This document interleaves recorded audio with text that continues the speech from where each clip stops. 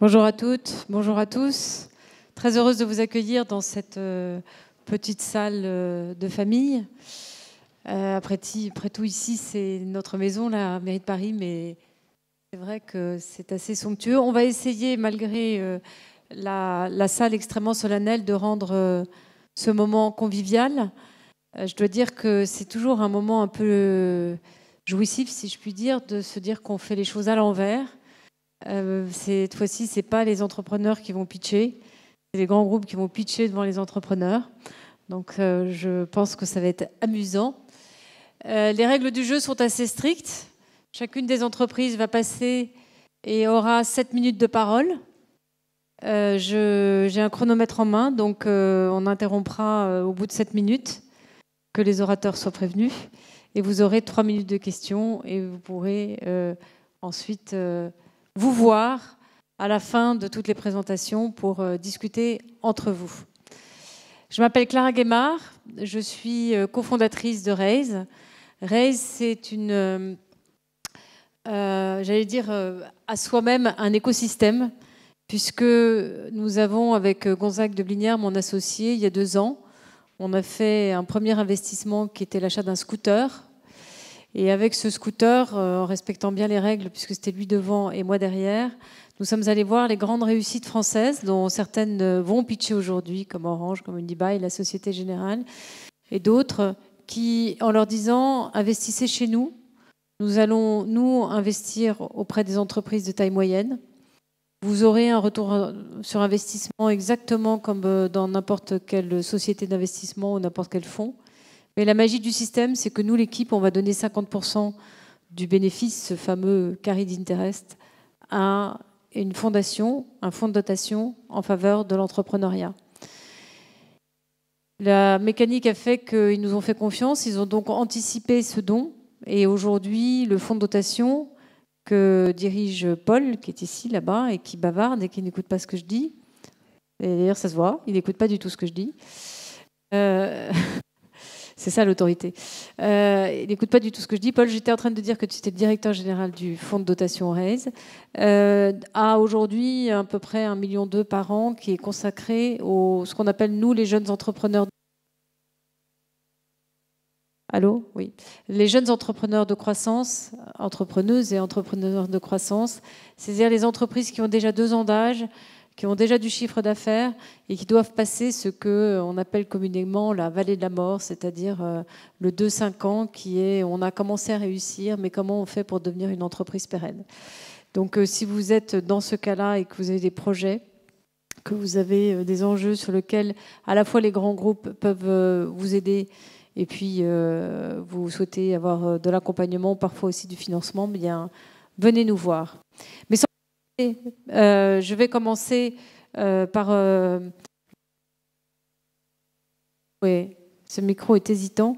Les premiers qui vont venir pitcher, comme on dit, devant vous, pour présenter leur objectif de collaboration commerciale avec les jeunes entreprises que vous êtes. Je rappelle, 7 minutes top chrono, plus 3 minutes de Q&A.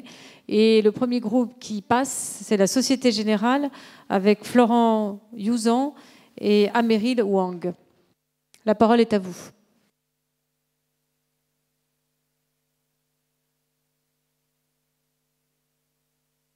Merci, bonjour à tous. Société Générale a 150 ans.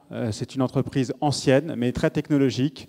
Aujourd'hui, nous sommes face à des défis majeurs de transformation.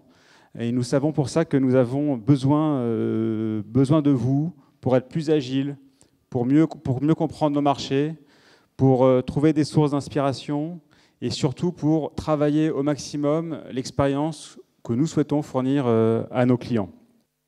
Nous avons besoin de nous réinventer. Nous savons aujourd'hui que notre avenir s'écrira avec les startups, avec des entrepreneurs, avec des talents qui ne sont pas aujourd'hui que chez nous. Et ça, c'est une conviction très forte. Pourquoi je vous dis ça ? La banque, telle que vous la connaissez, aujourd'hui, elle remplit son rôle, mais nous savons que de plus en plus de personnes cherchent autre chose ou cherchent des choses différentes. C'est vrai dans la banque de détail, avec le digital. Nous y travaillons, nous transformons aujourd'hui ce que nous proposons déjà. mais nous essayons d'inventer de nouvelles choses. Boursorama l'a fait il y a 10 ans avec la banque sur Internet, avec la banque mobile. Nous voulons aller plus loin, nous voulons créer des nouveaux business, voire des nouveaux services. Concrètement, comment ça marche avec les startups? L'année dernière, nous avons identifié 700 startups qui peuvent nous intéresser, un peu comme un fonds. Nous en avons rencontré plus d'une centaine, nous en avons poussé 50 auprès de toutes les lignes métiers.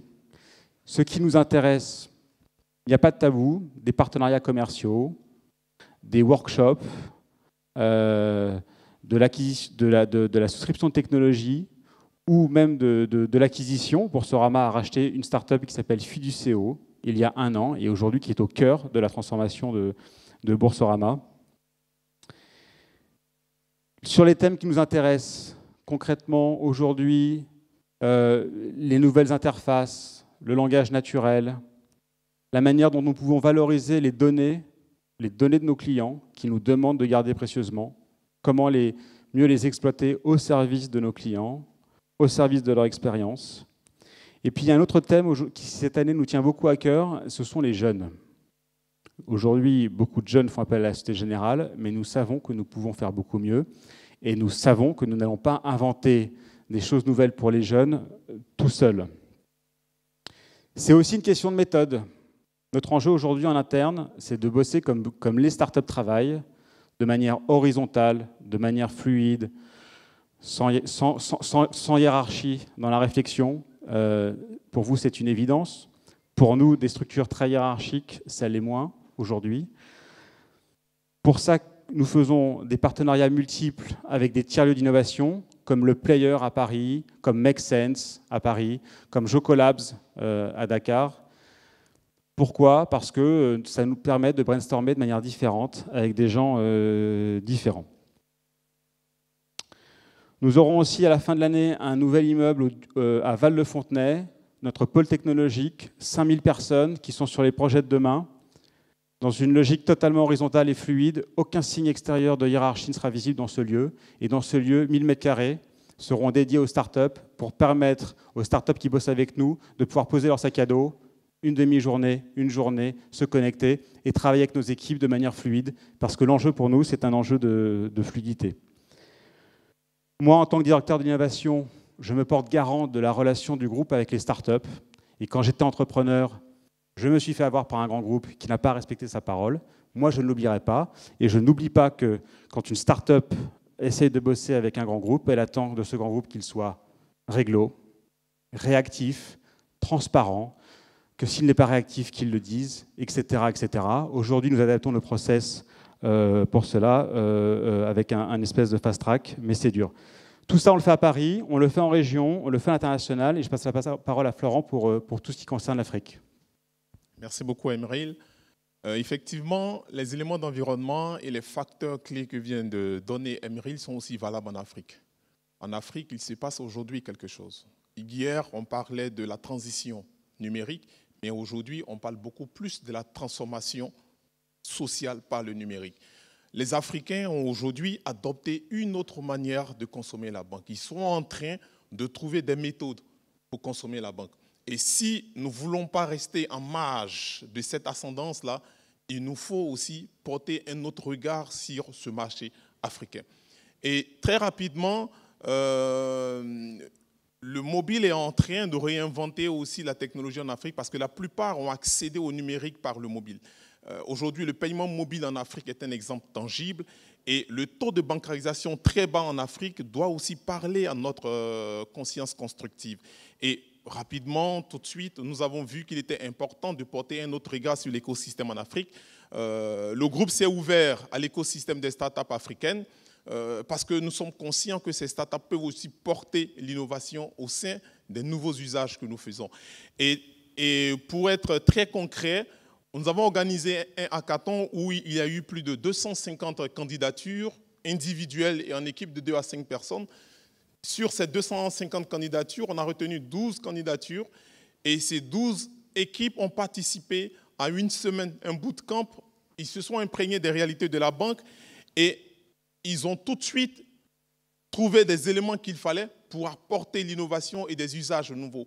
3 équipes aujourd'hui ont été lauréates de ce hackathon et ces 3 équipes se préparent à implémenter leur projet dans 3 filières en Afrique.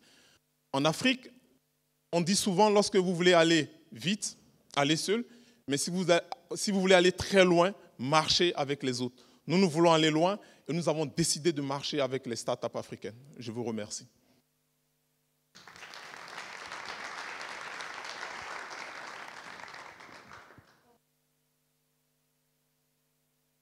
Là, c'est 4 minutes aux questions, donc qui veut poser des questions?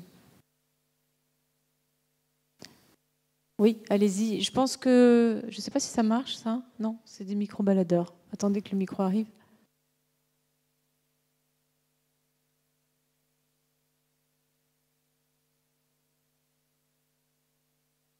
Voilà, on parle beaucoup des startups et tout, donc si vous seriez aujourd'hui une startup et une question qu'elle nous pose tout le temps, c'est quoi votre valeur ajoutée par rapport à votre concurrence, ça serait quoi la réponse?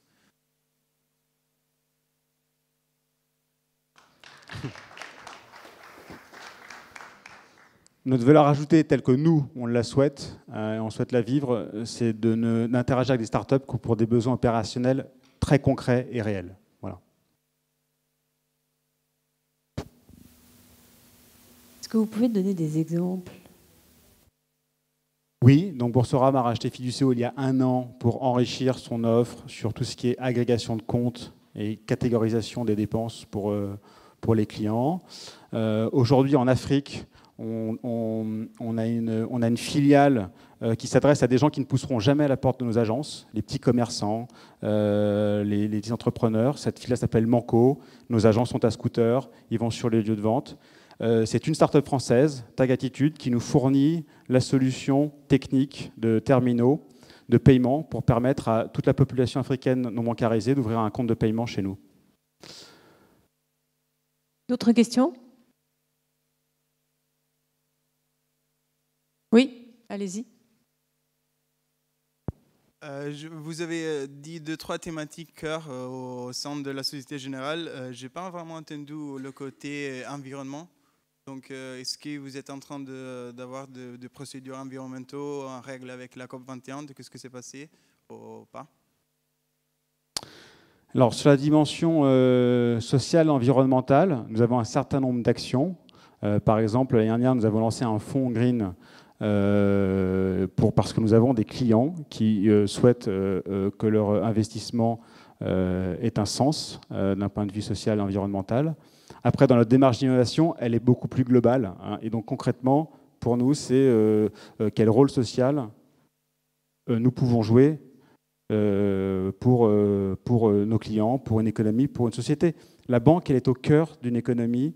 Et notre question aujourd'hui, c'est vraiment notre utilité et notre rôle social. Voilà. Et après, évidemment, nous sommes un business.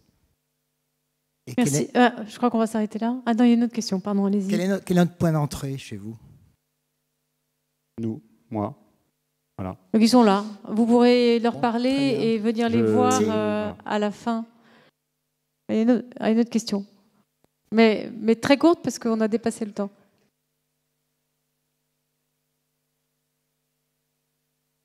Quelle valeur ajoutée voulez-vous apporter à vos clients à travers? Nous, c'est difficile à définir. Ça se co-construit aujourd'hui. Ça se co-construit avec eux. Ça se co-construit avec des startups. Voilà. À la fin de la journée, il faut que nos clients s'arrachent nos produits. Très bien. C'est un très beau mot pour terminer. On remercie la Société Générale. Merci. On va accueillir Unibail Rodamco avec Mathieu Nicoletti et Élodie Ségrestan. Vous pouvez monter directement. Ne vous inquiétez pas, on surveille le timing. Vous avez 7 minutes chrono, 3 minutes de questions. Si vous voulez plus de questions, vous parlez moins longtemps. Super. It's your choice. Parfait. Bonjour à tous, Mathieu Nicoletti. Donc moi, je suis membre, je fais partie de la direction de l'innovation chez Unibail Rodamco et je suis en charge du programme d'accélération qu'on a monté il y a quelques semaines. Bonjour, Élodie Ségrestan, je fais partie de la direction de l'innovation également d'Unibail Rodamco et je suis en charge de Pitch and Deal que nous détaillerons tout à l'heure. Alors avant de vous parler des dispositifs d'Open Innovation, peut-être juste un rappel sur ce qu'est Unibail Rodamco Et pourquoi cette démarche d'Open Innovation? Unibail-Rodamco, c'est le leader européen en immobilier commercial. C'est une boîte du CAC 40. Le portefeuille est valorisé à peu près à 38 milliards d'euros, avec 3 activités principales. Des grands centres commerciaux, pour les Parisiens, Forum des Halles, Carrousel du Louvre, 4 temps. Des immeubles de bureaux, Majunga à la Défense, bientôt la Tour Triangle. Et des centres de congrès et expositions, Porte de Versailles, Le Bourget, Espace Champéret. L'activité principale, ce sont les centres commerciaux, 80% du portefeuille. On a 72 centres commerciaux dans les principales villes européennes, dans 12 pays européens et dans les grandes villes. Donc de très gros centres qui génèrent tous individuellement plus de 10 millions de visites par an et au total près de 800 millions de visites par an. Donc l'évolution du retail et l'évolution des attentes et des besoins des visiteurs est clé pour nous. Exactement. Donc, comme le disait Mathieu, l'évolution des besoins, des demandes de nos clients est aujourd'hui au cœur de notre stratégie. Par exemple, avec l'avènement du e-commerce ou du m-commerce, on veut tout de suite. Et ce tout, c'est des produits, mais aussi des services, de l'information. Une deuxième tendance que l'on observe de plus en plus, c'est au-delà du shopping, les personnes qui viennent visiter nos centres recherchent des moments de partage, d'échange. Donc, par exemple, vous avez ici un événement au Forum des Halles. On organise aussi, on a aussi des zones de restauration, on organise parfois des concerts, des rencontres avec des blogueurs. Donc, les besoins des clients changent. Et alors, pour répondre à ça, nous, on est finalement une société du CAC 40, mais avec très peu d'effectifs, 2000 personnes, qui ont au cœur de leur feuille de route l'innovation. Donc, c'est vraiment un enjeu stratégique du groupe. Et en même temps, on est appelé de temps en temps la start-up du CAC 40. On est petit, agile, ce qui est bon, mais on doit se placer au cœur d'un écosystème.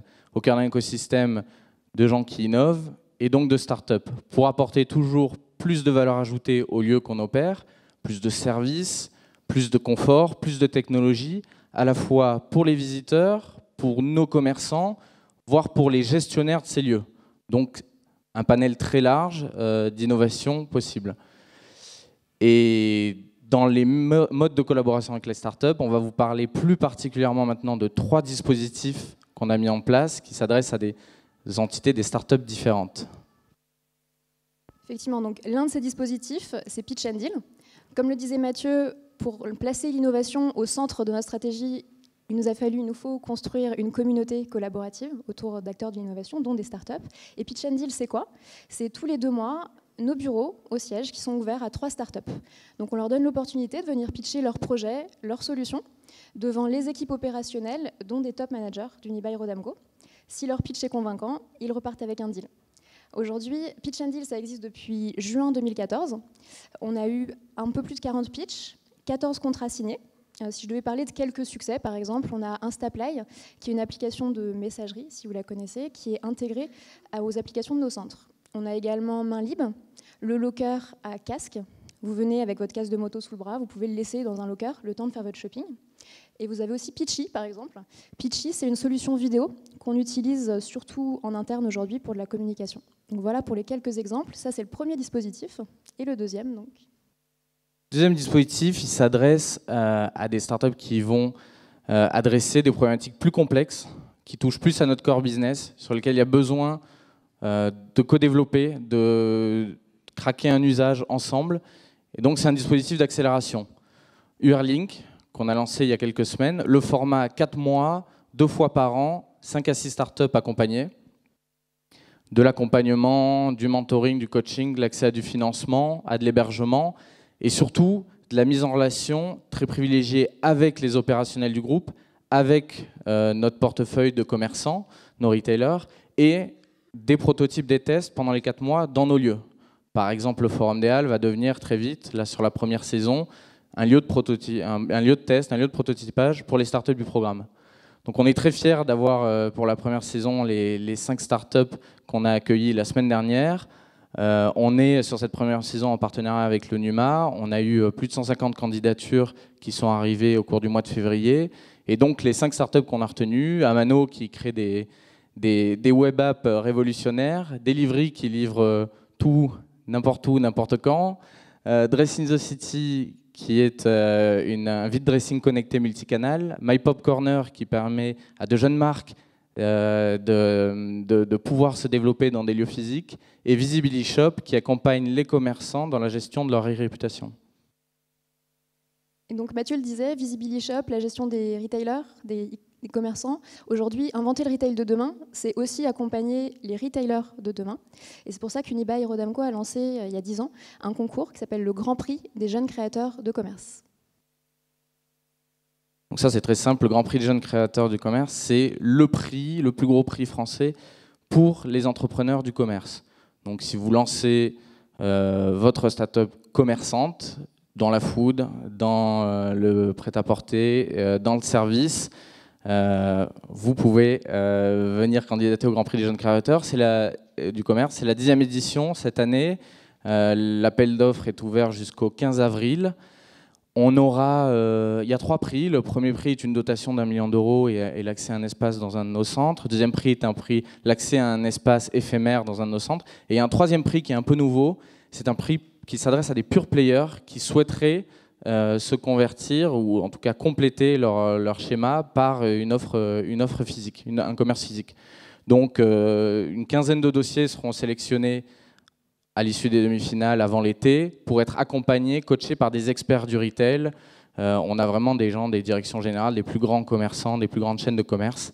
Et donc ensuite, les prix seront décernés en septembre. Voilà pour l'ensemble des dispositifs. Merci. Merci beaucoup. D'ailleurs, vous voyez que j'ai une coque bien appropriée puisque c'est Verling, puisque Raise a été partenaire de votre opération. Et merci beaucoup à Raise. Si vous voulez, 3 minutes de questions. Qui veut poser une question? Toujours. Il faut démarrer la première, il faut la démarrer vite puisqu'il n'y a que 3 minutes. Hein, donc, il y en a une là, il y en a une là. Je ne sais pas, oui. Ici, puis après là-bas. Oui. Vous parlez de deals qui ont été faits avec les startups. Je pense comme beaucoup ici, on a travaillé peut-être dans des grands groupes et on sait qu'il y a une petite problématique, c'est le paiement des factures. Donc, je suis désolée, je mets aussi le pied dans le plat peut-être. Lorsqu'une startup fait un deal avec votre société dans le cadre de pitch and deal, y a-t-il je sais pas, un moyen, les paiements sont-ils plus rapides? Ou doit-on servir de matelas financier aux grands groupes? Voilà, merci. C'est une question qui est très juste et très d'actualité. Et nous, c'est un point qu'on a identifié très rapidement dans la mise en place de ces programmes. Ce qu'on développe avec notre département juridique et comptable, c'est que par exemple pour toutes les phases de POC, on a non pas un contrat, mais simplement un bon de commande qui fait office de contrat et un paiement qui puisse être libéré sous 15 jours. Voilà, donc c'est aussi, ça participe, on a ce rôle-là au sein du groupe de participer à ce que les délais soient respectés et voir nous essayer de faire mieux pour qu'ensuite dans une relation normale, au moins les délais normaux et légaux soient respectés. Voilà, donc on essaie de faire mieux. Une question ici, puis après une question là-bas au fond. Il faut que vous laviez bien la main pour que la personne qui a le micro vous voit. Oui. Bonjour. Moi, j'aimerais bien sortir un petit peu du schéma de la start-up adolescente qui a besoin juste d'un coin de table et de coaching. Donc, clairement, parmi les sociétés avec qui vous signez un deal, on aimerait bien savoir quel type de deal. Donc, pour éclaircir un peu plus la question, 2 ans après le deal, combien de sociétés font partie de votre catalogue de fournisseurs? Donc, dans votre catalogue de fournisseurs, combien de sociétés ont moins de 5 employés? Donc, où vous continuez toujours à passer commande à des grandes structures. Donc, voilà. Passez le micro là-bas. Fanny, voilà. Posez les 2 questions en même temps, comme ça vous répondrez en une seule fois. Pour compléter la question, aujourd'hui, la plupart des startups voient les grands comptes comme une sorte d'Eldorado facile d'accès pour justement faire du business. Est-ce qu'il n'y aurait pas un risque pour les startups de devenir dépendantes de ce grand compte et que si jamais demain, pour une raison X ou Y, le programme s'arrête, la start-up se retrouve un peu démunie quand il s'agit d'affronter le marché et de se retrouver face à d'autres start-up qui seront peut-être mieux structurées qu'elles parce qu'elles auront affronté le marché de façon plus mature.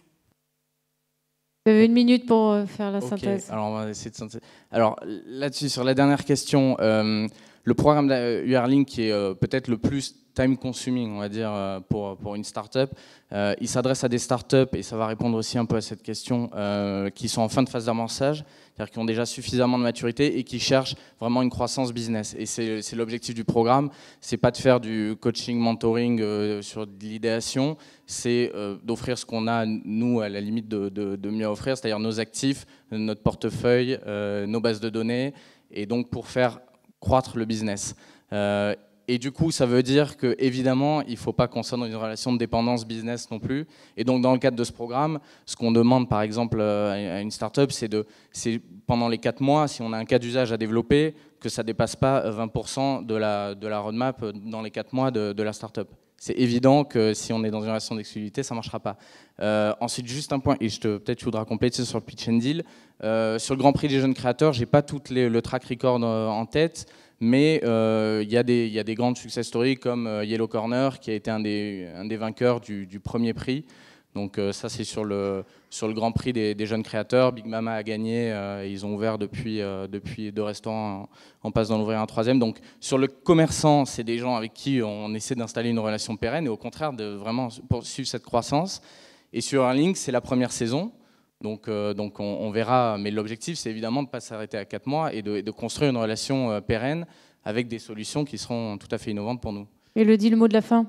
Et le mot de la fin, donc sur Pitch and Deal, pour répondre à votre question, les startups qui ont eu un deal justement depuis 2014, on continue à les suivre. C'est pas juste elles ont fait un deal, tant mieux, on a coché la case et on passe à la suite. Au contraire, en fait, on continue à suivre ce groupe, cette communauté de startups. Et nous, en interne, on va chercher les besoins des opérationnels et on va mettre en avant toutes les startups qui font partie de cette communauté-là. Donc on a également un objectif en création de valeur pour les startups, que ce soit celles qui viennent de gagner un pitch and deal ou celles qui en ont gagné un il y a 1 an. Donc ça reste bien sûr dans notre roadmap. Merci beaucoup. On applaudit Unibail Rodamco, Mathieu et Élodie. Et puis j'accueille Aéroport de Paris, Sébastien Couturier et Éric Pivot.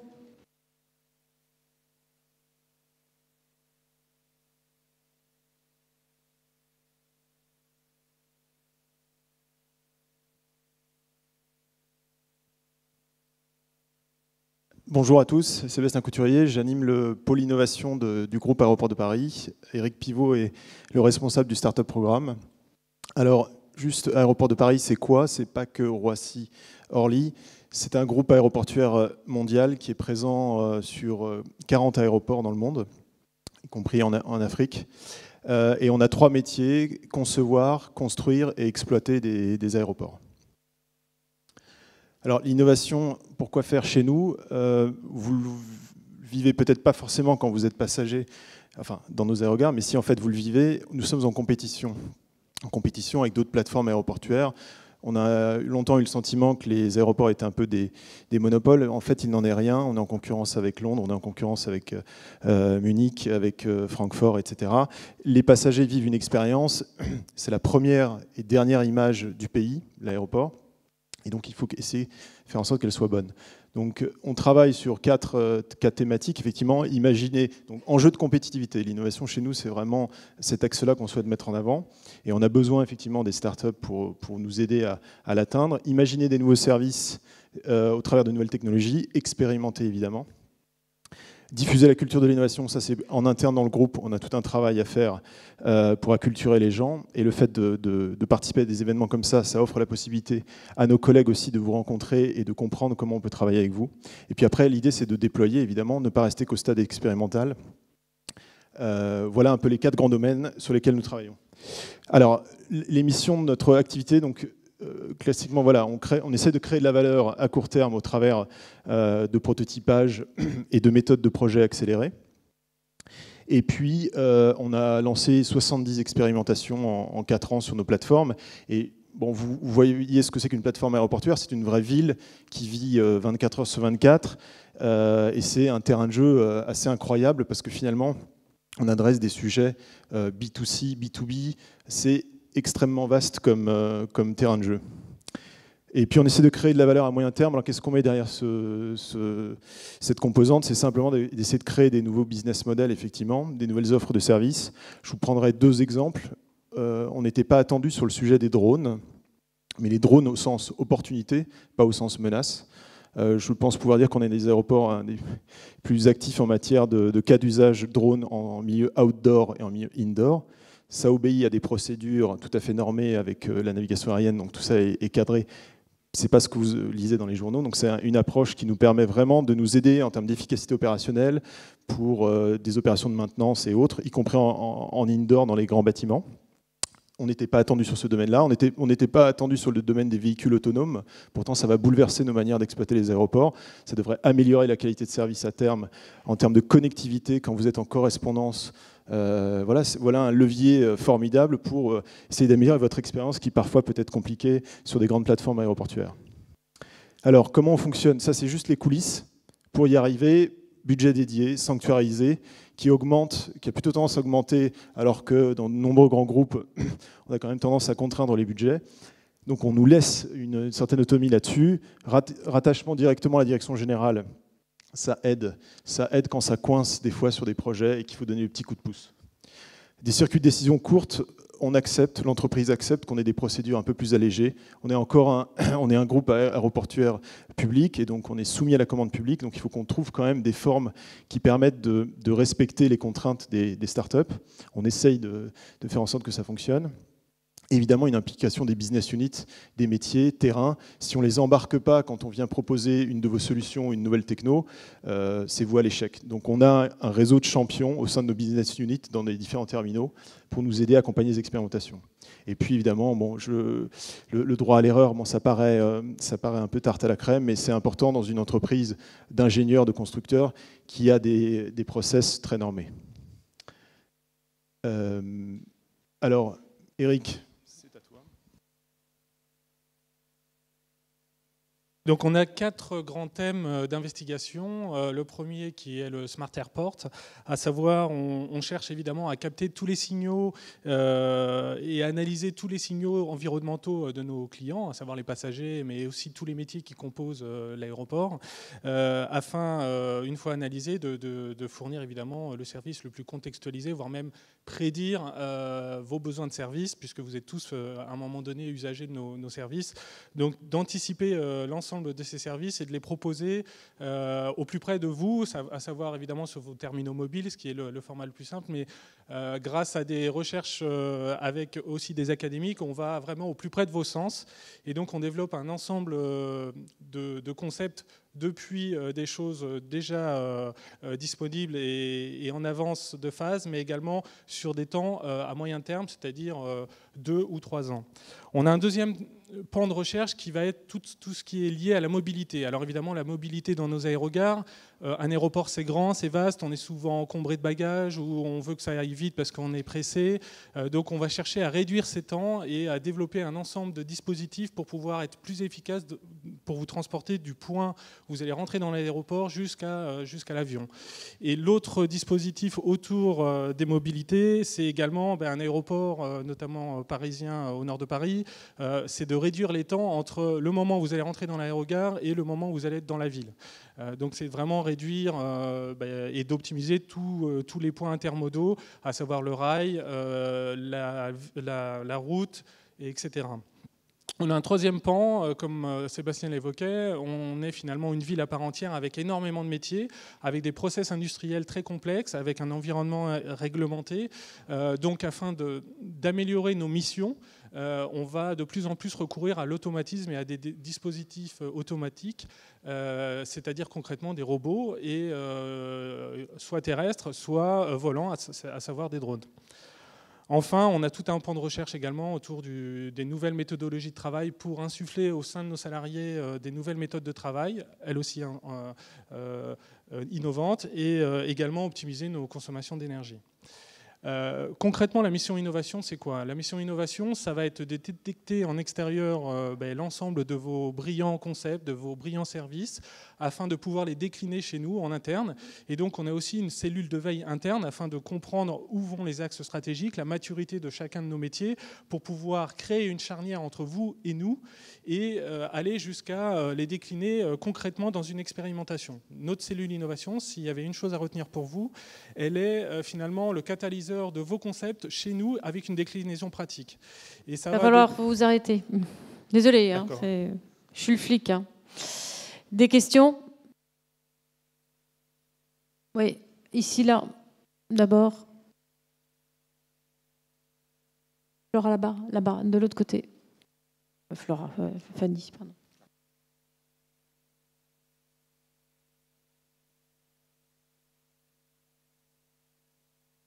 Oui, bonjour. Alors j'avais une première question parce qu'en fait vous êtes le troisième à passer et vous êtes le troisième à ne pas mettre vos coordonnées sur la présentation.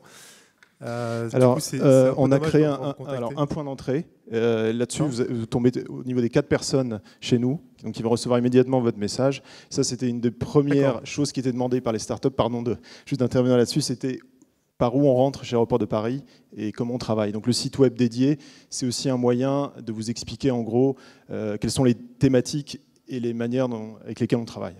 D'accord, super. Et j'avais une deuxième question, du coup j'enchaîne. Par rapport aux thématiques drones et véhicules autonomes, est-ce que vous travaillez aujourd'hui avec des startups ou vous travaillez avec d'autres groupes ? Alors clairement, oui, avec des startups et des PME innovantes. Il n'y a pas que les startups, hein, mais c'est en général des petites entreprises. Donc 80%, c'est oui, des petites, je dirais PME ou startups. Et du coup, ça nous oblige aussi à nous adapter en termes de mécanismes. On parlait des paiements tout à l'heure. Ça, c'est un des aspects qu'on essaie de traiter de manière un peu plus fluide et de manière un peu plus réactive que quand on travaille avec une grande entreprise de BTP, par exemple.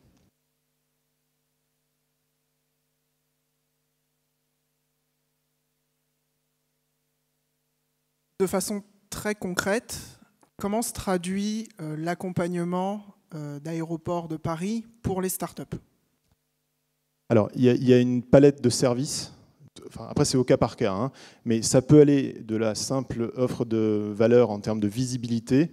Je ne sais pas si vous connaissez les espaces de pitch en salle d'embarquement à Orly West qu'on a mis en place. Mais je pense que c'est très apprécié. Enfin, les retours qu'on a sont très positifs de la part des startups. En gros, c'est l'opportunité pour vous, en salle d'embarquement, devant des hommes d'affaires, de venir pitcher, de présenter votre service. Ces gens-là sont assez captifs parce que finalement, ils attendent, ils n'ont pas forcément grand-chose à faire. Et ça marche assez bien. Il y a eu des belles histoires, si j'ose dire, après ces rencontres-là, des cas concrets d'opportunités business. Donc ça, c'est de la visibilité, c'est un exemple. Évidemment, après, ça peut être des mises à disposition de locaux, du mentoring, le classique de ce qu'on retrouve en termes d'accompagnement avec les startups, des lieux d'incubation sur les plateformes, parce qu'on est quand même très réglementé, les process sont assez lourds, donc on a besoin aussi de vous apprendre comment travailler dans un environnement aéroportuaire, et ça va être encore de plus en plus compliqué avec les événements récents. Donc il y a quelques clés d'entrée à connaître. Et puis après, ça peut aller jusqu'à la prise de participation capitalistique.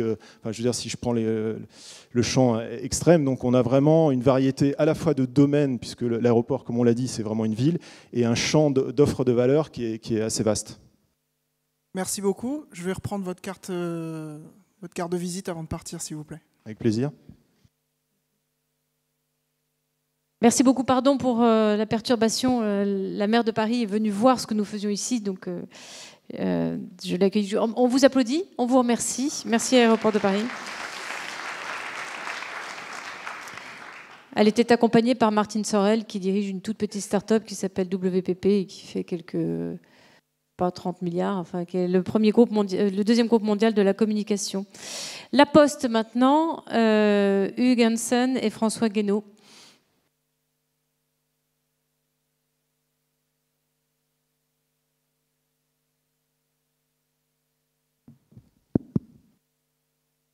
Bien, bonjour à tous, merci de nous accueillir aujourd'hui. François Guénaud, je suis responsable des relations avec l'écosystème des startups pour le groupe La Poste. Bonjour, je suis Hugues Hansen, je suis le directeur général de Starting Post, qui est donc l'accélérateur de start-up du groupe La Poste. Bien, alors j'imagine que tout le monde ici connaît le groupe La Poste. Du moins, tout le monde croit le connaître. Savez-vous, par exemple, que nous sommes présents de l'Irlande jusqu'à l'Inde via notre filiale de messagerie internationale DPD. Savez-vous également que lorsque vous allez dans un supermarché, que vous utilisez un bon de réduction, par exemple pour acheter votre tablette de chocolat favorite, il y a de fortes chances, presque 1 sur 2, pour que ce bon de réduction ait été créé et diffusé par le groupe La Poste via sa filiale Sogec. Savez-vous enfin que lorsque vous recevez un email promotionnel venant d'une célèbre marque de café dans des capsules, cet email a été conçu et diffusé par Mediapost Communication qui fait partie du groupe La Poste. Le groupe La Poste, on est organisé en 5 branches. Il y a la branche service courrier colis que vous connaissez tous, qui a été créée au XVe siècle, qui fait encore un peu plus de la moitié de notre chiffre d'affaires.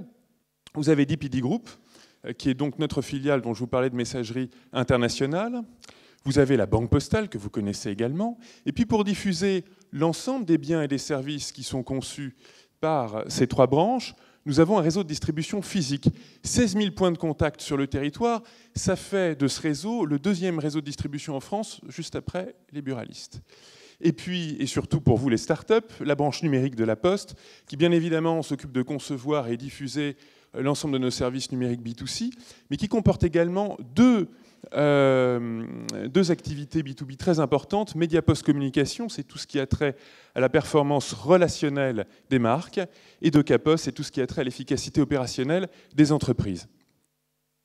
Alors, bien évidemment, l'ensemble de ces branches innovent. Je n'ai malheureusement pas le temps de rentrer dans le détail, juste pour vous rappeler, par exemple, que la branche service courrier colis a dévoilé récemment son nouveau service d'expédition et de retour des colis en boîte aux lettres. Voilà quelque chose qui devrait plaire aux e-commerçants et surtout à leurs clients.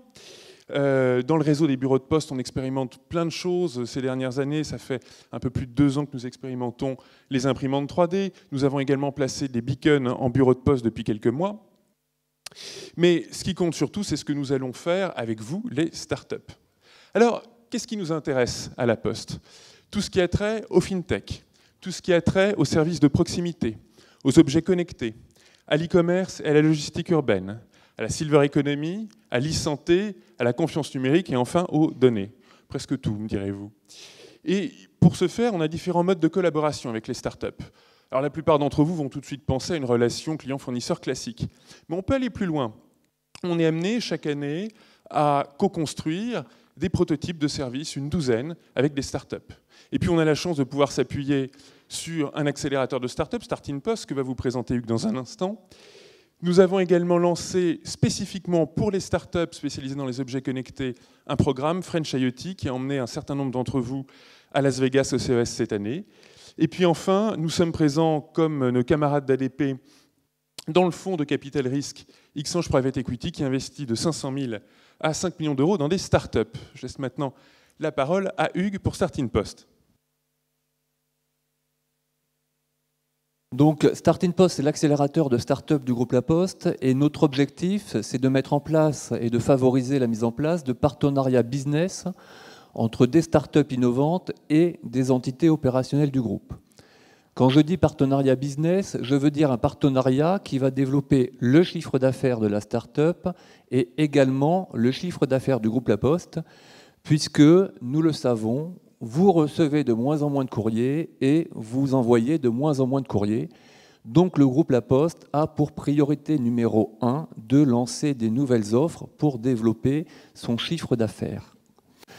Quels sont les secteurs qui nous intéressent et quelles sont les startups qui nous intéressent? Donc ça va matcher forcément avec ce qu'a déjà indiqué François tout à l'heure.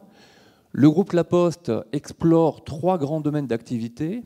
Premier domaine d'activité, c'est tout ce qui est B2B numérique. Dedans, on va mettre par exemple tout ce qui est commerce connecté, tout ce qui est marketing digital, et également l'ensemble des logiciels en mode SaaS ou en mode cloud et tout ce qui est big data. Donc là-dessus, on a des actifs industriels qui vont pouvoir accompagner les startups, qui vont être les filiales Docapost, Mediapost, et puis tout ce qui est la branche courrier-colis. Deuxième axe qu'on regarde, c'est tout ce qui est services de proximité, donc avec la logistique innovante, avec le transport, avec le recyclage. Sur les aspects de services de proximité, on va regarder également des axes de diversification autour de tout ce qui est transition énergétique, écomobilité et tout ce qui est e-santé, silver economy et donc les objets connectés qui ont déjà été évoqués. Et troisième axe qu'on regarde, ça va être la confiance numérique avec tout ce qui est environnement bancaire, avec les fintech, avec les solutions de portefeuille électronique et coffre-fort électronique, et puis avec tout ce qui est authentification, sécurisation des transactions et identité numérique. En termes de niveau de maturité des startups, nous, ce qu'on va principalement regarder, c'est on a besoin d'une startup innovante, bien sûr, et on a besoin qu'elle ait déjà un produit en phase de commercialisation ou pré-commercialisation. Nous, on commence par le programme, comme on le verra, par un test terrain. Donc, on a absolument besoin que le produit de la start-up soit assez robuste pour être compatible avec les besoins d'un sponsor opérationnel du groupe. Et donc, pour ce faire, il faut que la start-up soit déjà constituée, que l'équipe soit déjà constituée. Et si elle fait plus de 500 000 € de chiffre d'affaires, on va considérer que c'est plus une PME innovante qu'une start-up. Qu'est-ce qu'on propose aux start-up qu'on a trouvé, qu'on a sourcé? On va financer un test court de quelques mois entre la start-up et le groupe. Ce test ayant vocation à lever les incertitudes ou les doutes préalables à la mise en place d'un partenariat business. Donc ce test est intégralement financé par Starting Post et ce test est mis en œuvre rapidement puisque Starting Post s'est constitué en filiale justement pour être capable d'aller vite à la rencontre des startups et vite pour déployer le test tant en matière de délai de paiement qu'en matière de contractualisation. Deuxième axe du programme, c'est la phase d'accélération stricto sensu. Sur cette phase, on va mettre en place d'une part le partenariat business entre la start-up et le groupe. Par ailleurs, on a la possibilité d'accompagner la start-up dans le cadre d'un programme d'accompagnement de 9 mois avec des experts, des coachs et autres. Et on a également la possibilité d'investir directement dans le capital des start-up si elles lèvent des fonds. En termes de track record, on s'est lancé il y a un peu moins d'un an et demi. On s'est lancé en juin 2014. À l'heure actuelle, on a accompagné 20 startups en phase de business test, donc en phase de POC, et on en a 6 qui sont en phase de partenariat business pérenne entre le groupe et La Poste. Et je vous laisse la parole pour les questions. Et oui, je rajoute en termes de points de contact, www.startingpost.com et Twitter @startingpost. Des questions? Impeccable le timing. Des questions? Là-bas, tout au fond. Fanny.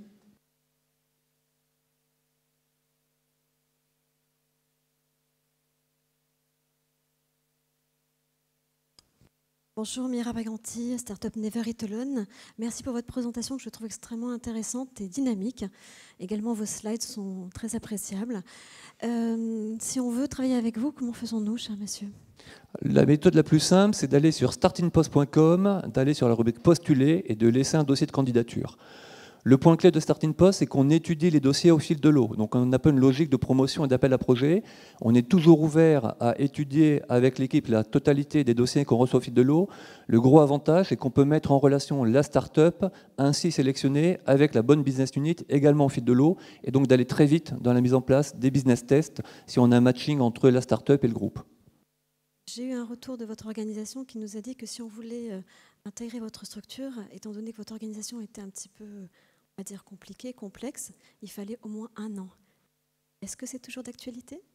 Il fallait 1 an d'ancienneté de la start-up? Il fallait 1 an pour arriver jusqu'au bout d'une collaboration future avec vous. J'aimerais savoir si le processus d'intégration a été activé. Alors, le programme se décompose en 2 phases. Une phase de test qui, globalement, va durer 3 mois et une phase d'accompagnement et d'accélération dont la phase d'accompagnement va durer 9 mois. C'est-à-dire qu'on pourra accompagner la start-up avec des coachs et des mentors pendant 9 mois. Mais ce qu'il faut bien retenir, c'est que juste après la phase de test, c'est-à-dire après les 3 mois d'expérimentation, là, vous êtes déjà dans la vraie vie avec les entités opérationnelles, les business units du groupe, puisque vous signez un contrat de partenariat direct entre la start-up, entre vous et le groupe. Donc la vraie phase de commercialisation, elle va commencer 3 mois après le test et pas 1 an après le test.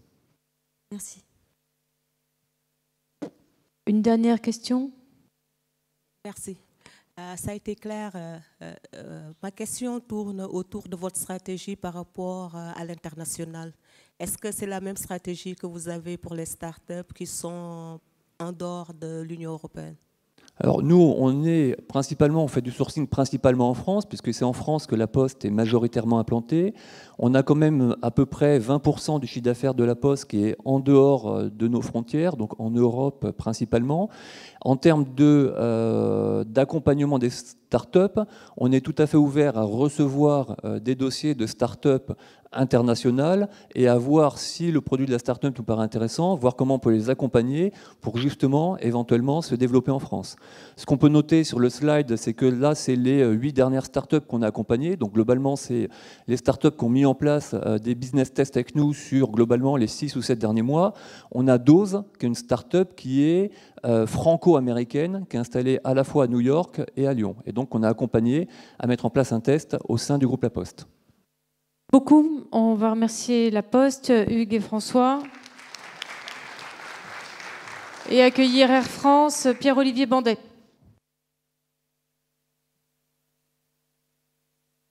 Bonjour, je suis Pierre-Olivier Bandet, je suis directeur de cabinet du président, directeur des affaires publiques, et je supervise la démarche Open Innovation qui est pilotée par Christina Ribaud, qui est dans la salle. On prétend vivre avec les jeunes entreprises innovantes une formidable aventure, et surtout on veut continuer à développer cette aventure. Comme beaucoup des entreprises qui ont pitché cet après-midi, on est un secteur d'activité qui est assez ancien. Le premier vol commercial, c'était il y a plus de 100 ans. Bon, c'était avec un seul passager sur 50 km, donc les choses ont changé. Et Air France a plus de 80 ans. Mais on est aussi un secteur qui est en renouvellement permanent. C'est-à-dire que la façon dont vous choisissez un vol, dont vous achetez un vol, l'expérience que vous avez en aéroport, comme dans les avions, n'a déjà rien à voir avec ce qu'elle était il y a 10 ans. Et c'est dans un monde extrêmement concurrentiel, c'est un impératif pour nous, c'est aussi un facteur potentiel de différenciation que de toujours innover, de toujours proposer des meilleurs services à nos clients pour des coûts toujours à la baisse. On est aussi dans un secteur qui est caractérisé par le temps réel. On fabrique finalement en direct un produit qui est assez compliqué, puisque pour faire arriver un avion, des pilotes, des hôtesses et stewards, des passagers, des plateaux repas, de l'essence dans un avion et que l'avion parte à l'heure, c'est assez étonnant que ça marche et qu'on y arrive sur plusieurs centaines de vols par jour. On est sur un environnement qui manipule du big data, qui est extrêmement connecté. D'ailleurs, les avions vont être bientôt de plus en plus connectés. Tout ça, c'est des domaines sur lesquels les startups peuvent nous apporter une vision différente de nos problématiques, des briques technologiques qui nous manquent, un time to market plus rapide, puisqu'on est dans un monde qui a l'habitude de procédures assez longues aussi pour des raisons de sécurité. Et donc, on a besoin de vous pour voir les choses différemment, pour aller plus vite et pour travailler, pour co-construire des solutions. Très concrètement, et ils étaient là ce matin, Interactive Mobility. Donc on travaille depuis à peu près 2 ans, on est membre fondateur du Welcome City Lab avec Paris & Co. Et on a signé une quinzaine de contrats avec des startups pour des produits et services innovants. Et donc on lance cette semaine sur 3 lignes tests, Tel Aviv, Yerevan et Amman, un produit qu'on a réellement co-construit avec cette start-up, Interactive Mobility, et qui permettra aux passagers, qui vous permettra, 30 heures avant le début de votre vol, de charger sur votre tablette un film, un documentaire, une série, que vous pourrez regarder pendant le vol. Pour des raisons de droit, vous ne pourrez pas le regarder avant, ce n'est pas Netflix, mais en revanche, pendant le vol, quand vous êtes, en tout cas pour l'instant, offline, vous pouvez le regarder. Et même si vous n'avez pas eu le temps de voir la fin, vous pouvez encore le voir 12 heures après.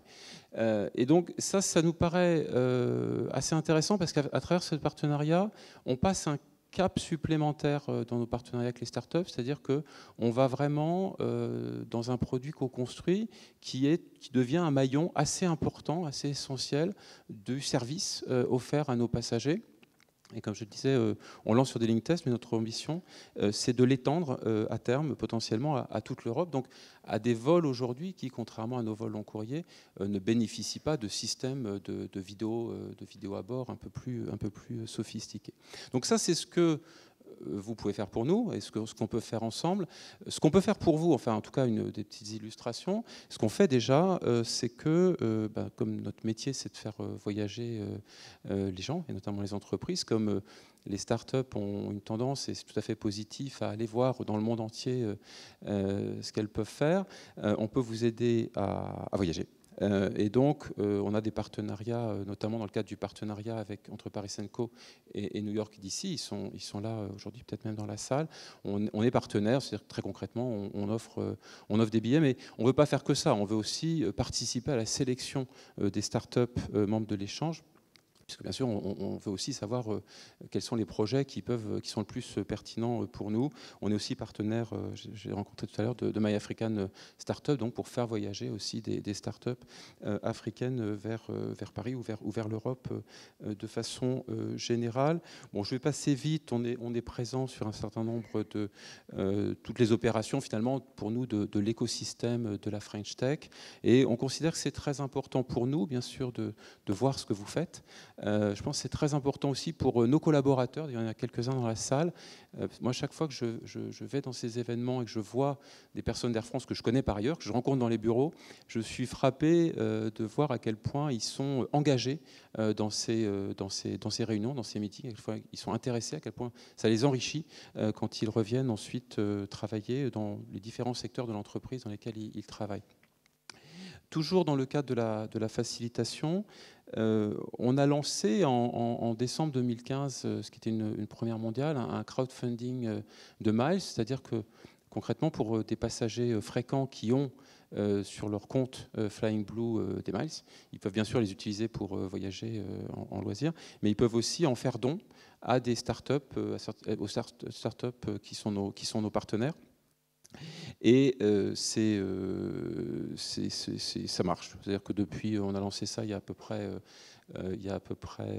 2 mois, et on est à plusieurs dizaines de milliers de miles connectés. Et on lance aujourd'hui une extension de notre programme Bluebees, qui est un programme de fidélisation pour les PME, qui, finalement, comme pour un programme individuel, permet à une entreprise de collecter des miles quand elle achète des billets, qu'elle peut ensuite utiliser pour offrir à ses collaborateurs des billets gratuits. Et donc, c'est une offre qui existe, sur laquelle qu'on a boosté pour les startups membres des incubateurs qu'on suit.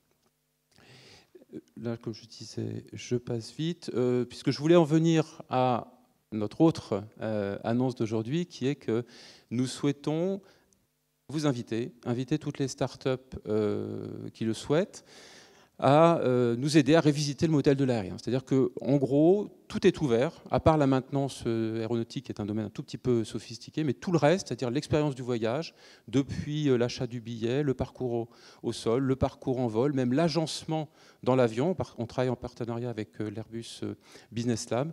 Tout ça, on a besoin de vos idées pour voir comment ça pourrait changer, quelle tête ça pourrait avoir dans 10 ans, dans 20 ans, parce qu'on sait en tout cas que ça ne fonctionnera pas comme aujourd'hui. Et donc, les inscriptions sont ouvertes à partir du 22 avril et on souhaite très vigoureusement votre présence. Merci. Des questions ?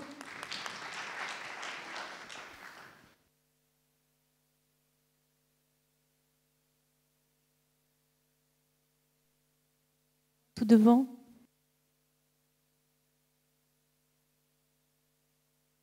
Bonjour, Jamila Kardoun, DEC ambassadeur compagnie. Donc, enfin, je fais société dans le secteur du tourisme, justement. Je voulais juste avoir un peu plus de précision sur ce challenge. Oui, donc en 2 mots, on fait un appel à candidature, à projet. Alors, vous pouvez, en bimant le QR code ou en allant voir Christina, c'est peut-être plus simple, vous inscrire, remettre un dossier, clôturer le dossier le 22 avril. Ensuite, on organisera un bootcamp en mai, le 12 mai de mémoire, qui nous permettra de sélectionner une dizaine de startups avec lesquelles on travaillera. Et à l'issue, les 2-3 meilleurs dossiers pourront avoir une place dans l'incubateur d'Airbus BizLab à Toulouse, où participer à des expérimentations qui s'appellent LabLine, c'est-à-dire qu'on l'a déjà fait l'an dernier d'ailleurs, Interactive Mobility en avait été un des participants. C'est-à-dire qu'on met à disposition un avion sur une ligne, on avait fait ça sur Toulouse-Paris, pour servir de démonstrateur avec nos passagers d'une technologie ou d'un projet développé ou co-développé avec une start-up. Une autre question? Ici.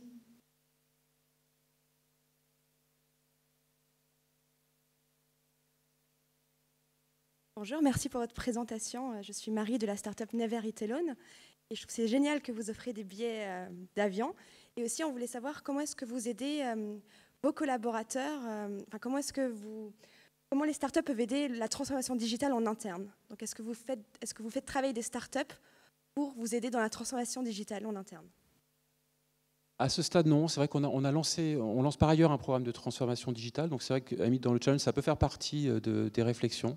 Aujourd'hui, comme je le disais, nos collaborateurs, ils viennent assez spontanément. On les encourage. Aujourd'hui, on a une espèce de réseau de personnes impliquées dans l'open innovation qu'on encourage à participer au pitch. Là, il y en avait une dizaine qui écoutaient les pitchs de start-up aujourd'hui.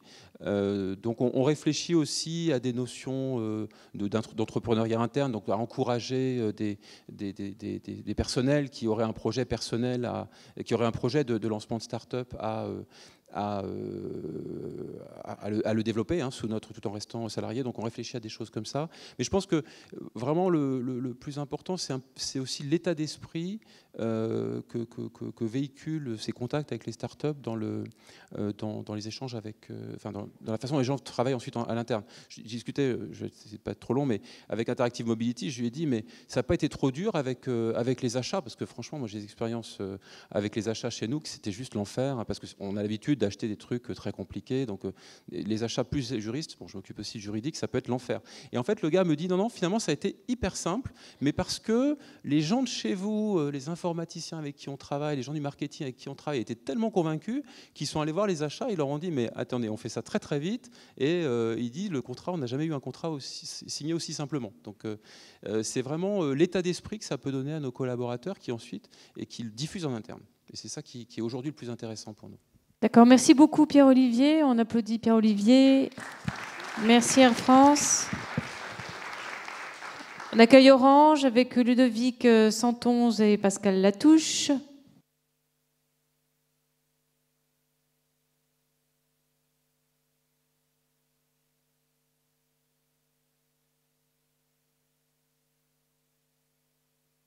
Vous avez 7 minutes.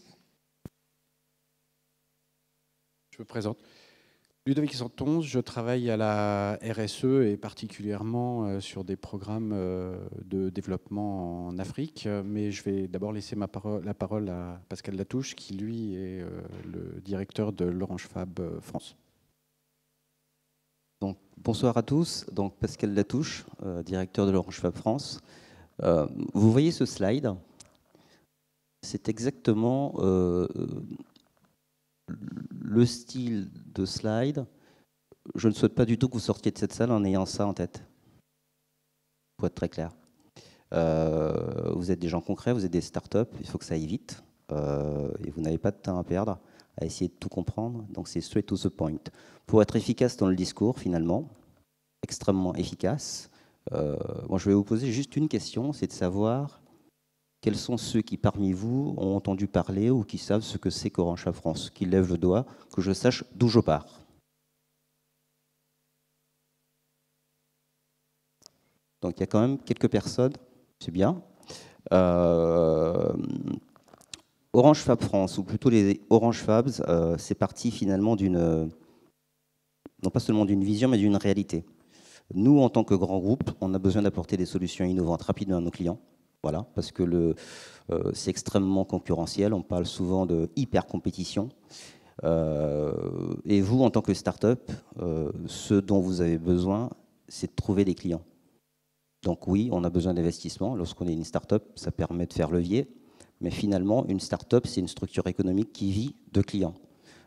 Donc finalement, le mariage peut largement être consommé entre un grand groupe et une start-up parce qu'on se retrouve sur un élément fondamental, le client. Nous, dans notre capacité à le fidéliser et à en acquérir de nouveau, vous, dans votre capacité à développer votre propre parc client.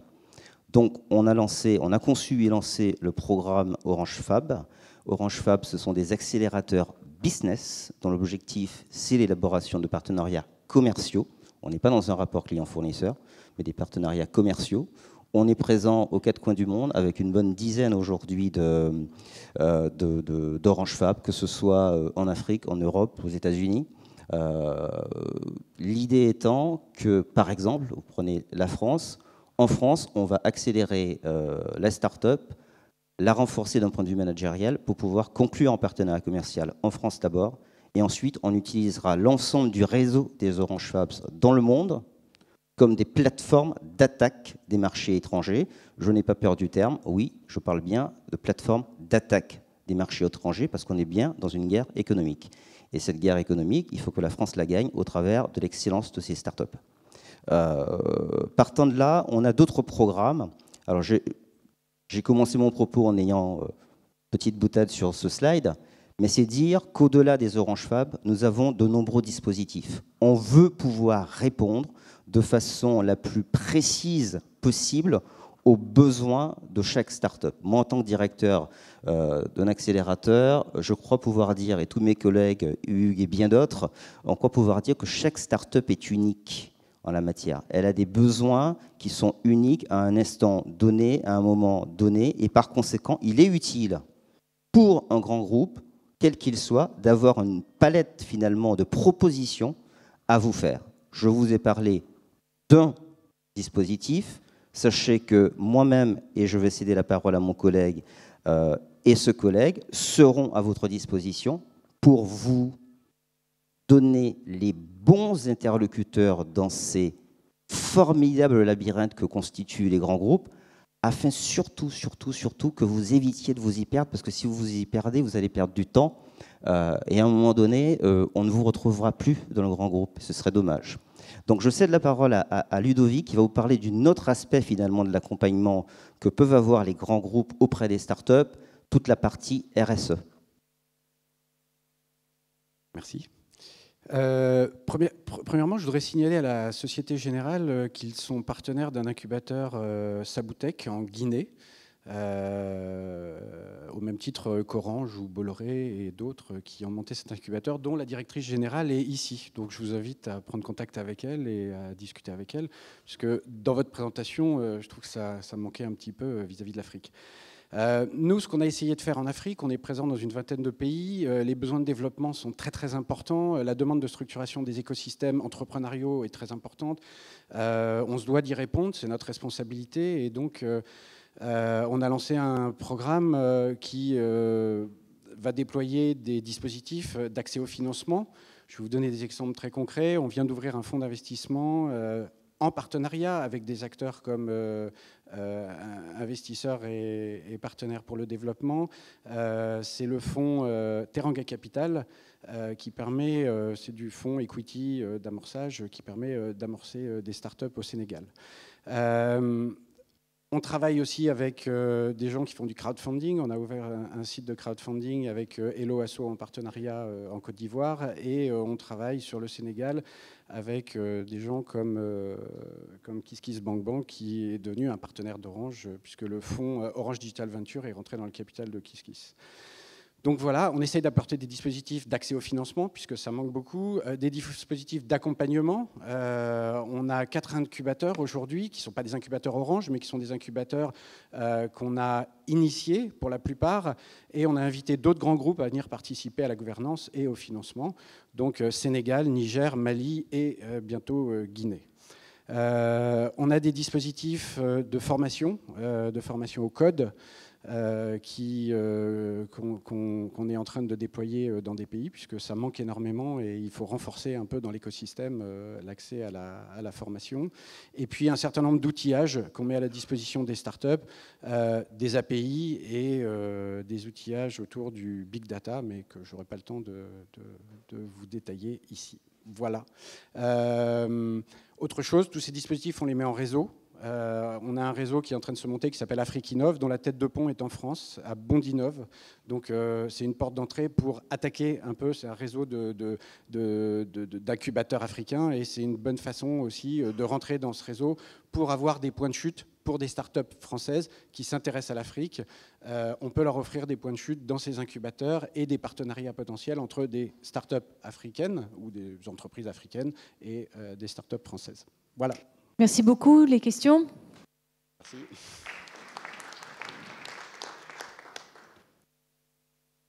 En attendant les questions, on a... Voilà, il y a une question là-bas. En attendant les questions, on a un portail qui s'appelle l'Entrepreneur Club, Orange Entrepreneur Club, qui résume tout ça très très bien et qui vous donne une vision un peu client, start-up. Qu'est-ce qu'on peut faire pour vous et quels sont tous les dispositifs à votre disposition, particulièrement sur l'Afrique?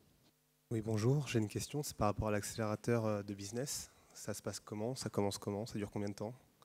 Ok. Nous, on a fait le choix d'avoir 2 saisons chaque année. En substance, appel à projet. Bon, allez, je dis appel à projet, 200 startups répondent. À ce stade, il y a un job que nous, on fait en interne. Ça veut dire que vous n'avez pas de temps à perdre. C'est qu'on va chercher à matcher d'un côté toutes les startups, de l'autre, les dizaines et les dizaines et les dizaines et les dizaines de business units Orange. Ça veut dire que le job, comment dirais-je, il est internalisé de ce point de vue-là. Parce que la plupart du temps, qu'est-ce qui se passe? C'est que vous rentrez par une porte et vous êtes baladé pendant 150 ans dans le grand groupe. Plus maintenant. On match les startups avec les business units et on forme des couples. Ces couples, ils passent devant un jury. À un moment donné, on va demander à la BU de s'engager sur le fait que dans 3 mois à 6 mois, on puisse signer un partenariat commercial avec les startups, ce qui suppose des startups qui ont des produits commercialisables ou commercialisés.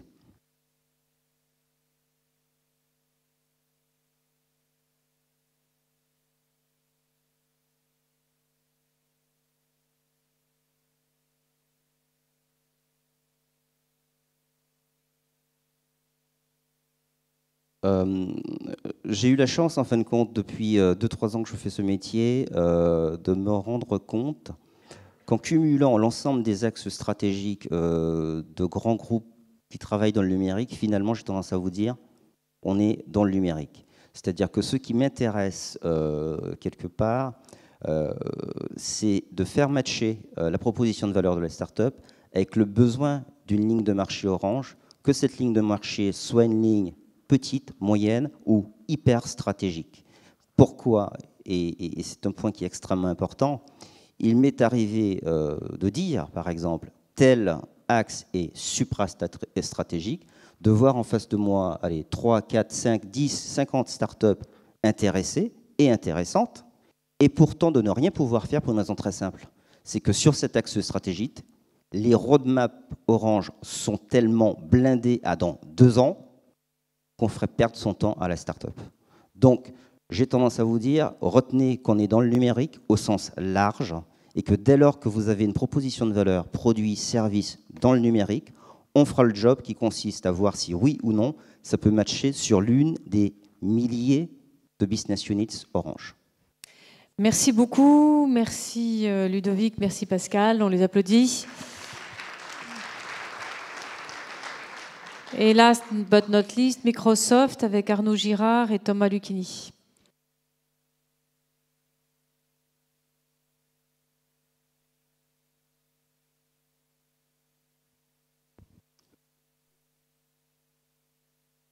Bonjour, je suis Arnaud Girard en charge des offres cloud et des solutions de développement chez Microsoft. Bonjour, Thomas Lucchini. Alors j'ai moi aussi un métier passionnant. Je gère une équipe qui est en charge d'accompagner les audiences précurseurs, les étudiants, les développeurs, vous, les startups, bref, ceux qui changent le monde. Parce que ça n'a échappé à personne. Le monde change très vite et la digitalisation aujourd'hui touche tout le monde, les individus, mais les entreprises, les grandes entreprises. Pour la petite histoire, il y a 10 ans, j'étais aux États-Unis, on a fait une petite start-up avec un ami, on est resté, petite start-up, 2 personnes. C'était dans la mobilité, dans l'industrie automobile, et la raison principale de notre échec a été notre incapacité à pouvoir collaborer avec des grandes entreprises. Et je trouve qu'aujourd'hui, on a un formidable exemple de l'émulsion qui est mainstream entre les startups et les grands comptes. Alors aujourd'hui, nous sommes à l'ère de l'expérience. Alors, Expérience pas au sens de l'expérimentation, mais au sens de l'expérience vécue par l'utilisateur, par le client. Un produit, même s'il répond à un besoin précis, n'est pas du tout garanti de rencontrer le succès. Même avec une bonne communication, un bon marketing, là aussi, le succès n'est pas forcément au rendez-vous, tout simplement parce qu'il y a beaucoup de produits, parce qu'on est submergé en permanence des différents messages marketing. Ce qui fait vraiment aujourd'hui la différence, ce sont les expériences. C'est la finesse de l'expérience qu'on peut proposer. Ce à quoi s'attendent aujourd'hui les utilisateurs, eh bien, c'est du sur-mesure, une expérience qui leur est propre, qui s'adapte en fonction de leur lieu, de leurs habitudes, et qui s'appuie sur des plateformes que nous proposons, cloud et mobile, que proposent aussi nos concurrents avec qui nous interagissons, et sur lesquelles vous pouvez bâtir, vous, des expériences fines et adaptées. Je te passe la parole, Arnaud. Effectivement, dans ce monde qui change, Microsoft aussi a changé. Satya Nadella, notre CEO, notre patron, est seulement le 3e président-directeur général de Microsoft et il a vraiment insufflé un nouveau souffle, c'est le cas de le dire, chez Microsoft, en veillant à ce qu'on devienne plus ouvert. Là où on était peut-être un peu monolithique, on fait attention maintenant et on s'entoure des meilleurs talents et des meilleures compétences. Un accent très fort également a été porté sur l'innovation. Vous avez peut-être vu passer HoloLens pour tout ce qui est réalité augmentée, ou Cortana pour l'intelligence artificielle. Et enfin, on s'attache vraiment à une chose en particulier, c'est le succès. On n'a pas trouvé de traduction adaptée sur Empowerment, c'est le succès de nos clients, qu'ils soient des entreprises, des utilisateurs individuels, non seulement grâce à nos plateformes, je vais venir là-dessus, en s'appuyant sur trois grandes ambitions que sont les plateformes technologiques. Du cloud intelligent, le cloud, c'est la possibilité de mettre cette qualité d'ubiquité à disposition partout, tout le temps, de nos utilisateurs, de nos clients, de vos clients. C'est évidemment la productivité, mieux collaborer ensemble. Et dernier point, repenser l'interface entre l'homme et la technologie. On le voit aujourd'hui avec la possibilité de commander son ordinateur par la voix, par les gestes. Et ça, c'est assez révolutionnaire pour ça. Donc concrètement, pour tirer parti de ces technologies qu'on met à disposition, il y a un certain nombre de programmes que Thomas va nous présenter. Alors oui, comment travailler ensemble? Qu'est-ce qu'on peut vous proposer? Eh bien, nous avons différents niveaux d'engagement en fonction d'où vous êtes, d'où vous en êtes, et aussi de ce que vous souhaitez. Premièrement, pour tous, pour toutes les startups en France et dans le monde, un programme qui s'appelle BizSpark et qui donne accès de manière gratuite à de nombreux produits, de nombreuses technologies, des crédits cloud, Azure, donc quelques milliers d'euros par an de crédits cloud. Un deuxième niveau, lorsque vous faites partie d'un accélérateur avec lequel nous sommes partenaires, il y en a 10 en France, où là, on va avoir d'une part un accès à des ressources, notamment cloud, beaucoup plus importantes. On parle de centaines de milliers d'euros de crédits Azure par an. Et puis un accompagnement qui va devenir individualisé, un accompagnement technique, où on va pouvoir vous aider à concevoir votre architecture, par exemple. En termes d'échelle, environ 3000 startups en France dans le programme BizSpark, 100 000 dans le monde. BizSpark plus, quelques centaines, environ 200 aujourd'hui, que nous suivons de manière individualisée. Et puis, un troisième niveau de collaboration possible, puisque nous avons un accélérateur dans le Sentier qui accueille 2 promos chaque année d'environ une dizaine de startups et où là, bien sûr, l'accompagnement va être non seulement individualisé, mais suivi comme de manière assez classique dans les différents incubateurs. Nous ne prenons pas de participation. Et en particulier dans cet accélérateur, c'est là où nous sommes un petit peu spécifiques, et disponible également pour les startups des accélérateurs partenaires et parfois pour quelques startups également BizSpark, nous vous aidons à développer votre business, à rencontrer des clients via différentes activités du co-marketing. Il y a environ plus de 1000 personnes en France qui travaillent dans le B2B à Microsoft.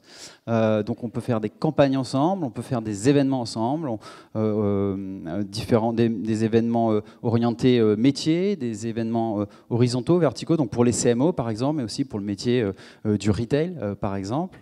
On peut également faire du co-selling, donc travailler ensemble pour vous faire rencontrer nos clients. Nous avons de nombreux account managers qui gèrent les grands groupes, dont le métier est de vendre les solutions de Microsoft, mais ce métier évolue, on a dit qu'on avait changé. On cherche aussi à travailler avec des startups pour présenter de nouvelles solutions, et c'est quelque chose qui marche très bien. Bien sûr, dernière phase internationale, en tant qu'entreprise globale, on a des ponts entre les accélérateurs, entre les différents programmes, pour vous aider, par exemple, à participer, à aller à notre incubateur qui est en Chine, pour citer un exemple précis. Et pour finir, une petite histoire. C'est bien ce que tu nous as raconté, mais on va essayer d'être beaucoup plus spécifique. 20 secondes. Hein. Talkie-Walkie, une start-up d'entraide entre visiteurs de sites web. 2014, ils rentrent dans BizSpark. 2015, ils sont accélérés par 50 Partners. 2016, on les emmène à New York au NRF sur le stand Microsoft. Ils sont intégrés à nos parcours clients en France, dans notre siège à Issy-les-Moulineaux. C'est plus de 60 rendez-vous auprès de grands comptes qui ont été faits conjointement avec nos équipes commerciales. Bravo. 3 minutes de questions.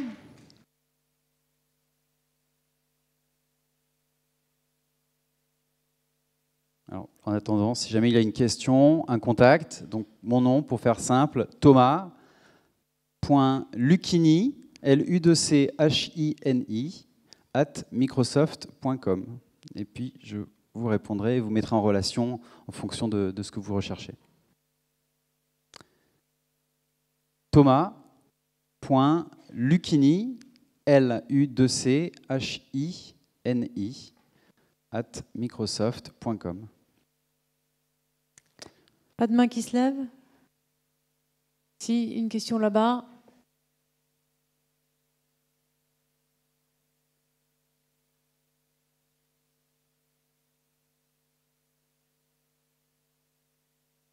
J'aimerais savoir comment vous envisagez votre propre transformation digitale. Alors c'est une très très bonne question. On l'a engagée en particulier depuis 2 ans avec ce nouveau PDG. Elle est inspirée de la Silicon Valley, des modes de travail de la Silicon Valley. Donc elle est à plusieurs niveaux. Le premier, c'est dans la création des produits et dans le cycle de développement des produits. On avait habituellement, vous l'avez vécu, la plupart d'entre vous, des produits tous les 3 ans. Maintenant, ça change. Les cycles sont très rapides, tous les mois, tous les 6 mois. Les développeurs ne travaillent plus tout seuls dans leur coin, mais sont en contact avec des utilisateurs, justement pour faire des expériences plus fines. Donc ça, c'est l'expérience, le changement principal en termes de produits. La deuxième grande transformation, c'est de ne plus être centré sur nous-mêmes, de ne plus respirer notre propre air, et c'est de travailler avec la concurrence, puisque le monde est très diversifié. Donc, pour être concret, Linux sur Azure, Office sur iOS. Voilà, donc on s'est également ouvert et c'était une étape importante. Je vous remercie. Merci Microsoft. Je crois qu'on peut remercier les 7 entreprises qui ont pitché devant vous. J'espère que ça vous sera utile.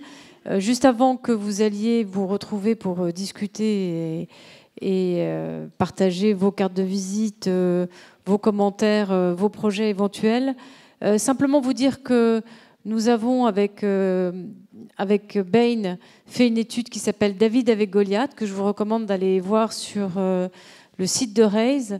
Et cette étude a interrogé à peu près toutes les entreprises du CAC 40 sur ce qu'elles faisaient en termes d'incubateurs ou d'accompagnement aux startups. On a aussi interrogé 125 jeunes entreprises qui avaient connu leur croissance grâce à l'appui des grands groupes. Et puis on a fait des ateliers avec des cadres de grands groupes et des jeunes entreprises pour savoir quelles étaient les 81 recommandations qu'on pouvait faire aux grands groupes, mais aussi aux jeunes entreprises et, pourquoi pas, au gouvernement pour améliorer l'écosystème particulièrement en France, mais bien sûr pour vous permettre d'aller à l'international. Il y a de bonnes idées, de bonnes pratiques, et je vous recommande d'y aller puiser à la fois des conseils et puis des idées pour vos développements futurs. Je vous remercie à toutes et à tous d'avoir été présents pour ce reverse pitching, qui est un peu une première ici. Et je vous invite à vous rejoindre dans la salle, j'ai oublié, pardon, la salle Laurens. Voilà, à tout de suite.